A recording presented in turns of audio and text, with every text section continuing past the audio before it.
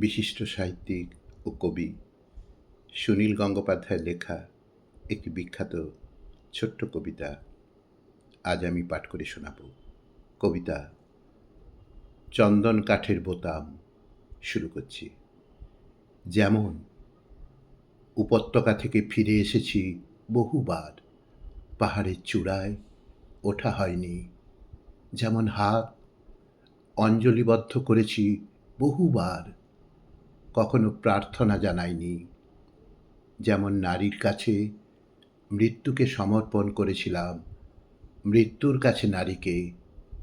যেমন বৃক্ষের কাছে জল্লাদের মতন গিয়েছি কুঠার হাতে, উপকথায় কাঠু রেখে করেছি উপহাস।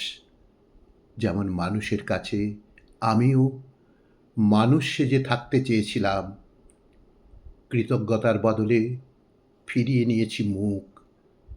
যেমন স্বপ্নের মধ্যে নিজের শৈশব দেখেও চিনতে পারিনি, লোকের মধ্যে শিশুকে আদর করেছি লৌকিকতা বশত।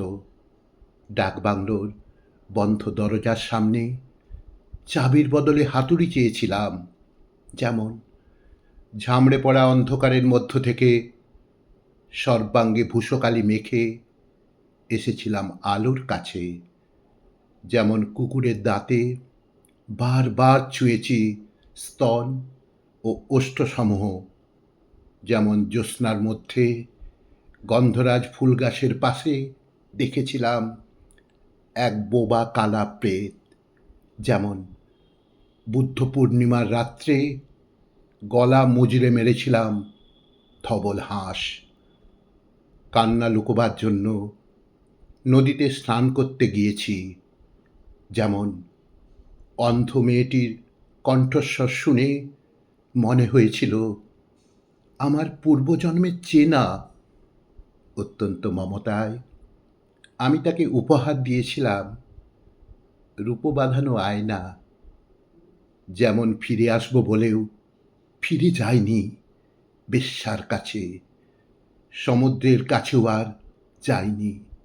ফিরে যায়নি ধলভূমগড়ের লাল ধুলোর রাস্তায়, দণ্ডকারণ্যে নির্বাসিতা ধাইমার কাছেও যাওয়া হয়নি।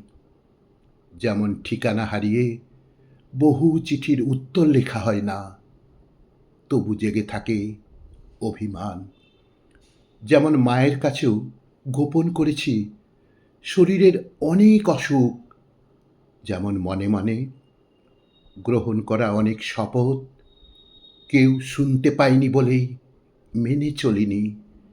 যেমন কাঁটা বেঁধার পর রক্ত দর্শনে সূর্যাস্তের আবাহমান দৃশ্য থেকে ফিরে আসে চোখ, তেমনি এই ৩৪ বছরে এক ট্রেনের জানালায় মুখ রেখে আমার চকিতে দিগ্ভ্রম হয়।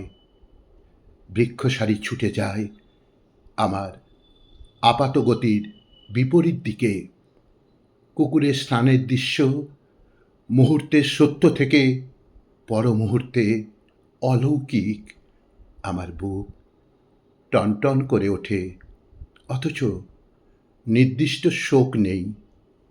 সান্ত্বনার কথা মনে আসে না, আয়ুষ সীমানা কেউ জানে না।